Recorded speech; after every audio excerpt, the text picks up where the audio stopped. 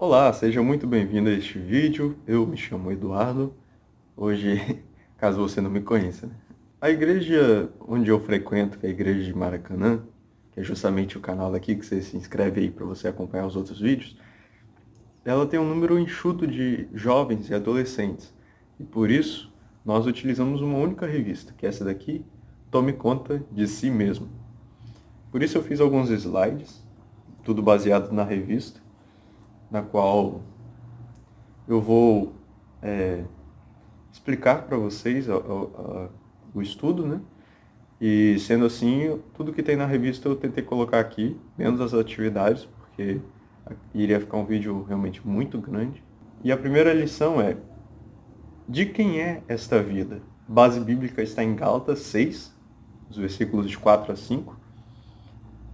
Cada um examine os próprios atos, e então poderá orgulhar-se de si mesmo, sem se comparar com ninguém, pois cada um deverá levar a própria carga. Ou seja, aqui estamos falando um pouco sobre responsabilidades, que cada um tem as suas responsabilidades a cumprir. E você não pode denegar, você não pode transportar essa responsabilidade para outra pessoa. Enquanto você é uma criança, você tem responsabilidades, como, por exemplo, ir para a escola e tirar boas notas. Claro que sua família tem outras responsabilidades, como cuidar de você, te alimentar. E quando você se torna um adolescente, você continua tendo responsabilidades, né? Aliás, elas aumentam, mas seus pais continuam te ajudando. E isso também serve para jovens, caso você more com seus pais ainda. A revista ilustra a vida de uma adolescente chamada Marina. A revista é de adolescentes, né? Embora a gente também esteja usando para os jovens. Marina mora com sua família e divide o quarto com os dois irmãos mais velhos. Ela nunca encontra seu material escolar nem seu uniforme. Reclama da bagunça dos irmãos e sempre pede ajuda da mãe, que, tentando ajudá-la, acaba saindo atrasada para o trabalho. Todos os dias, alguma coisa dá errado.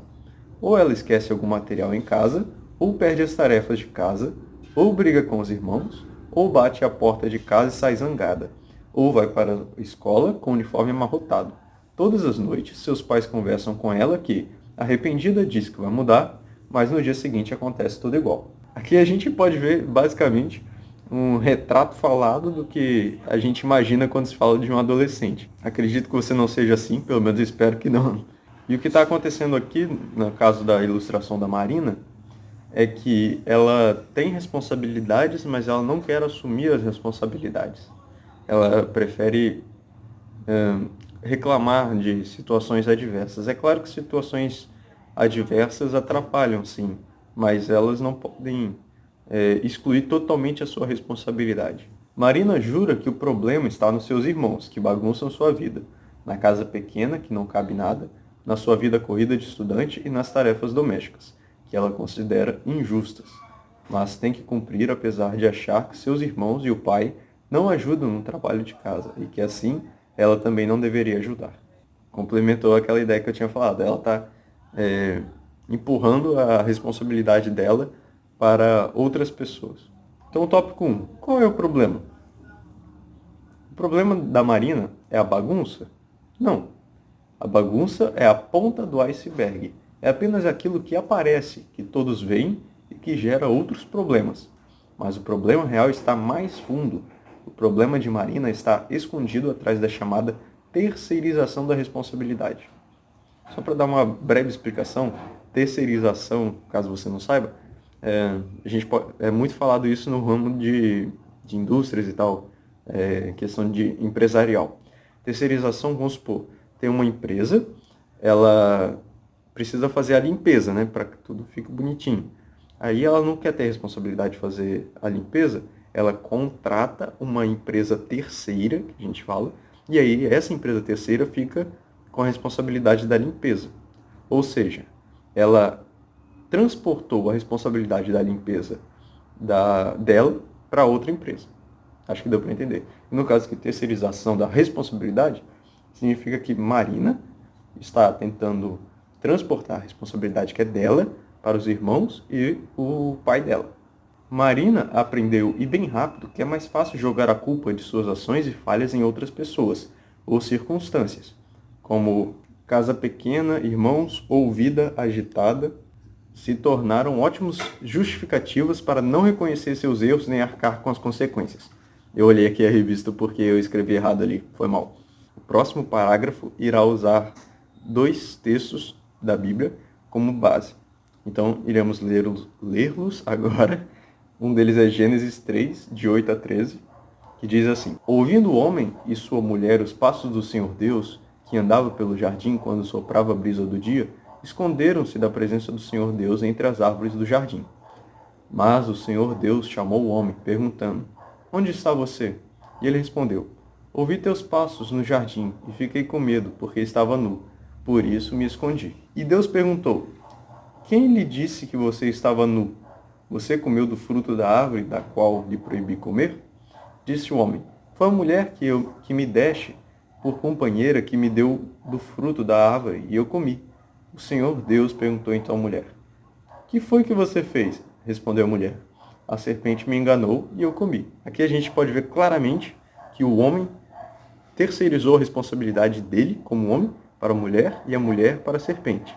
A serpente olhou para um lado e para o outro e falou: não tem mais quem culpar aqui, né? Então... O outro texto base é Gálatas 6:7. Lembrando que nosso texto base é Gálatas 6, 4 e 5. E agora leremos o 7. Não se deixe enganar, de Deus não se zomba, pois o que o homem semear, isso também colherá. Agora leremos o parágrafo. A terceirização da responsabilidade acontece desde o Éden, como a gente leu. Adão jogou a culpa em Eva, que jogou a culpa na serpente. Apesar de ser algo comum, praticamente parte da natureza humana, não é um comportamento desejado por Deus. Qual comportamento? O de terceirizar a responsabilidade. Pelo contrário, não arcar com as responsabilidades é tentar fugir de uma lei básica da vida, a da causa e efeito, ou seja, uma ação tem uma consequência. Terceira lei de Newton aí para vocês, que também é uma lei espiritual. Essa lei é também uma lei espiritual. Foi o que eu falei. O que na Bíblia aparece como semear e colher, como a gente leu em Gálatas, você pode voltar aí o vídeo se quiser. Deus criou essa lei da semeadura não para punir, mas para ensinar as pessoas que pensem bem antes de agir. Note bem que a colheita é semelhante à semeadura. Assim como nenhum fazendeiro planta milho esperando colher arroz, quem semeia na boa alimentação não pode esperar colher boas notas. Aí tem a passagem de Mateus e realmente não faz sentido. Uma coisa não tem nada a ver com a outra. Você pode se alimentar bem, o que você vai colher com isso? Uma saúde. Mas isso não vai refletir nas suas notas na escola. Você tem que estudar, se quiser ter boas notas. Da mesma maneira, se Marina estudar bastante, seu quarto não vai se arrumar sozinho. Eu coloquei a passagem de Mateus 7, 17 e 18 aqui para facilitar. Semelhantemente, toda árvore boa dá frutos bons, mas a árvore ruim dá frutos ruins. A árvore boa não pode dar frutos ruins, nem a árvore ruim pode dar frutos bons. Eu esqueci de avisar. Todas as passagens eu coloquei na NVI, porque é uma versão fácil para todo mundo entender. Se você é daqueles que prefere algo com menos interpretações, você pode procurar essas passagens na ACF, que é a Almeida Corrigida, mas para facilitar aqui eu resolvi colocar na NVI, para todo mundo entender. Aí temos algumas frases muito maneiras, eu até troquei o fundo para chamar a atenção. Você é livre para escolher as sementes, mas não é livre para escolher os frutos. Profundo. Ou seja, você pode escolher o que você vai fazer, mas depois que você fizer, você vai ter que arcar com as consequências. E essas consequências podem ser boas ou ruins, depende do que você plantou. O tópico 2. Culpa ou responsabilidade? Sempre que Marina é confrontada pelos pais, ela se sente muito mal, de verdade. Bate aquela tristeza e até um choro, porque ela sabe que está errada. Mas não passa muito tempo e ela faz tudo de novo. Precisei ler na revista também. A culpa pode se expressar por meio de sentimento, de tristeza, remorso. Algumas pessoas ficam tão sobrecarregadas de culpa que até adoecem. Outras reagem com raiva ou ódio quando são confrontadas. Todas as vezes que Marina bateu a porta e saiu zangada de casa, ela estava desviando a atenção por meio da raiva. Assim, todos ficavam preocupados com seu jeito estourado e deixavam de lado o problema da falta de responsabilidade. Tanto tristeza quanto raiva não produz benefício e, principalmente, não resolve a situação. Foi isso que aconteceu com Caim, que, quando confrontado por Deus por causa da oferta, reagiu com ódio e matou o irmão. Gênesis 4, 3 e 8. Caim descarregou sua raiva em Abel, mas acabou sendo responsabilizado por algo muito pior do que havia feito antes. Então, leremos Gênesis 4, 3 e 8, que foi a citação. Passado algum tempo, Caim trouxe do fruto da terra uma oferta ao Senhor. Abel, por sua vez, trouxe as partes gordas das primeiras crias do seu rebanho. O Senhor aceitou com agrado Abel e sua oferta, mas não aceitou Caim e sua oferta. Por isso Caim se enfureceu e o seu rosto se transtornou. O Senhor disse a Caim: Por que está furioso? Por que se transtornou o seu rosto? Se você fizer o bem, não será aceito? Mas, se não o fizer, saiba que o pecado o ameaça à porta. Ele deseja conquistá-lo, mas você deve dominá-lo. Disse, porém, Caim a seu irmão Abel: Vamos para o campo. Quando estavam lá, Caim atacou seu irmão Abel e o matou. Aqui é um exemplo do jeito estourado, no caso de Caim, porque ele matou seu irmão Abel, né? É claro que ambos fizeram sacrifícios a Deus, mas Deus se agradou do coração e do sacrifício de Abel. Caim se enfureceu e resolveu matar seu irmão. Então, o que havia acontecido antes, que Deus não aceitou sua oferta, agora se transformou mais na ira de Deus porque ele matou seu irmão. Então, ele plantou outra semente ruim, além de ter colhido a da oferta ruim, ele também vai colher por ter matado seu irmão. De outro lado está a responsabilidade, que pode vir acompanhada de tristeza, mas é essencialmente uma ação positiva. É aquela reação legal que não procura culpados, não acusa ninguém nem arruma desculpas. A pessoa que assume a responsabilidade reconhece o próprio erro e logo já pensa em alguma saída, um jeito de resolver bem o problema. Paulo é um ótimo exemplo de arrependimento e responsabilidade. Seu pecado era concordar com a perseguição e morte dos apóstolos, até que foi confrontado por Jesus e se arrependeu imediatamente. Então passou a evangelizar e nunca mais cometeu o mesmo erro. Temos as passagens, iremos lê-las. Atos 7, 58 e 59.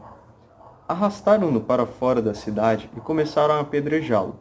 Apedrejar quem? Aqui eles estão falando de Estevão. As testemunhas deixaram seus mantos aos pés de um jovem chamado Saulo. Enquanto apedrejavam Estevão, este orava: Senhor Jesus, recebe o meu espírito.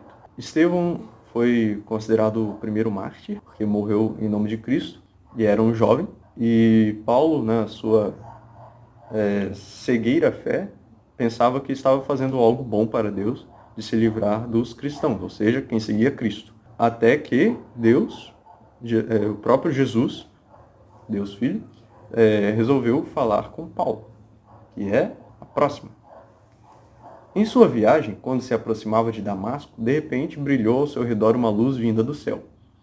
Ele caiu por terra e ouviu uma voz que lhe dizia: Saulo, Saulo, por que você me persegue? Saulo perguntou: Quem és tu, Senhor? Ele respondeu: Eu sou Jesus, a quem você persegue. Levante-se, entre na cidade. Alguém lhe dirá o que você deve fazer. E a outra passagem? Então Ananias foi, entrou na casa, impôs as mãos sobre Saulo e disse: Irmão Saulo, o Senhor Jesus, que lhe apareceu no caminho por onde você vinha, enviou-me para que você volte a ver e seja cheio do Espírito Santo. Imediatamente, algo como escamas caiu dos olhos de Saulo, e ele passou a ver novamente. Levantando-se, foi batizado e, depois de comer, recuperou as forças. Saulo passou vários dias com os discípulos em Damasco. Só para situar, caso você não saiba, Saulo estava indo para Damasco para perseguir e prender mais cristãos. Ele já havia falado com as autoridades dos judeus e estava indo para Damasco. No caminho para Damasco, junto com outros homens, ele viu uma forte luz e caiu no chão, como dizem, e uma voz falou com ele, que era o próprio Jesus. Sendo assim, esse foi o encontro da conversão de Saulo. Ele ficou cego e não comeu durante o tempo que ficou cego porque estava angustiado. Sendo assim, Jesus mandou Ananias, que era um servo daquela cidade de Damasco para onde ele estava indo, para falar com Saulo e impor as mãos sobre ele. Ele foi lá e falou para ele ser curado em nome de Cristo e foi curado. Aqui a gente pode ver uma responsabilidade imensa de Ananias, porque Jesus falou para ele, vá lá. E ele foi, ele tinha essa responsabilidade porque Deus mandou para ele ir lá. Ele não poderia sonegar essa responsabilidade para outra pessoa. Continuando, logo começou a pregar nas sinagogas que Jesus é o Filho de Deus. Estamos falando de Paulo. Todos os que ouviam ficavam perplexos e perguntavam, não é ele o homem que procurava destruir em Jerusalém aqueles que invocam este nome? E não veio para cá justamente para levá-los presos aos chefes dos sacerdotes? Todavia, Saulo se fortalecia cada vez mais e confundiam os judeus que viviam em Damasco, demonstrando que Jesus é o Cristo. Paulo colheu o que ele plantou. Ele havia perseguido cristãos e por isso, aqui no versículo 21, as pessoas comentavam e perguntavam, não era esse o homem que estava contra os cristãos? Por que ele está a favor agora? Ou seja, mesmo Paulo tendo se convertido, o que ele plantou antes foi colhido sim. E por isso, se você continuar lendo o livro de Atos, você vai ver que as maiores amarguras da vida dele foi justamente perseguir os cristãos. Porque ele pensava estar fazendo algo para Deus, mas na verdade estava totalmente contra. Era uma fé cega. O tópico 3, o mapa da mina para ser responsável. Há vários caminhos possíveis quando cometemos um erro. Nem todos são aprovados por Deus. Nem todos levam ao amadurecimento e à responsabilidade pessoal. Agora, pense em você mesmo e nas situações nas quais tem evitado arcar com a responsabilidade, como horários, dinheiro, alimentação, procrastinação, que é o hábito de deixar tudo para depois, bagunça, estudos, higiene. Veja o que a Bíblia nos instrui a fazermos para superar nossa irresponsabilidade. Eu coloquei aqui os tópicos que a revista apresentou e coloquei as citações. Como o vídeo já está ficando meio grande, eu não irei ler as citações, mas todas as citações estão aqui, você pode abrir aí na sua Bíblia. Precisamos começar reconhecendo nossas dificuldades. Depois, devemos buscar forças em Deus para lidar com nossas fraquezas. Não podemos nos entregar ao mal, pelo contrário, devemos fugir dele. Precisamos nos cercar de pessoas que nos ajudem a amadurecer. A revista ainda tem essas partezinhas maneiras. O títulozinho da série é Mega Decisões, então toda lição tem uma mega decisão. Então a mega decisão é terceirizar a responsabilidade dos próprios atos, embora seja uma tendência humana, é uma atitude reprovada por Deus. Seus pais, pastor, professores e irmãos da igreja são as pessoas que mais podem ajudar a identificar suas dificuldades.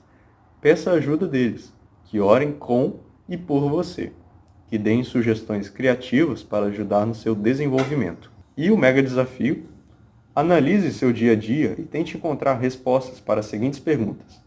Quais são os principais motivos de desentendimento na sua casa? Há algo pelo qual você possa se responsabilizar e corrigir? São perguntas pessoais, você tem que analisar aí. Só você pode analisar.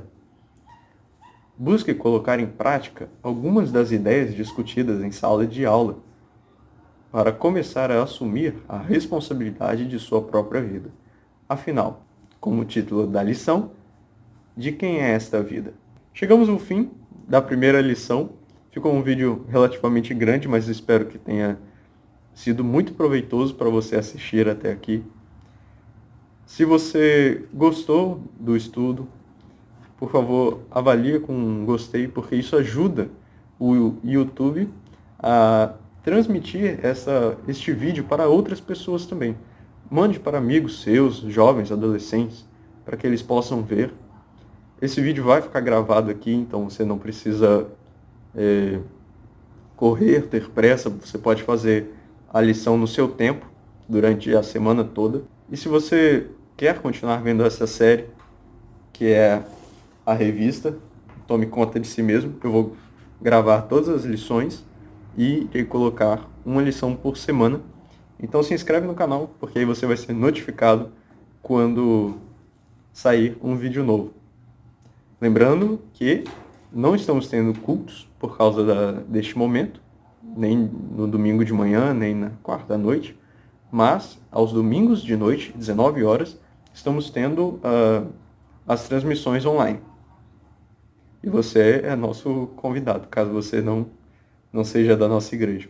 Se você é mais que convidado, né? Você tem a obrigação de ir lá e assistir para aprender mais sobre Deus. Eu espero que eu tenha sido útil para vocês, para levantar algumas dúvidas. E se você tiver alguma dúvida, coloque nos comentários, que com certeza eu ou alguma outra pessoa aqui da igreja vai te responder com todo amor e carinho. Um forte abraço e tchau!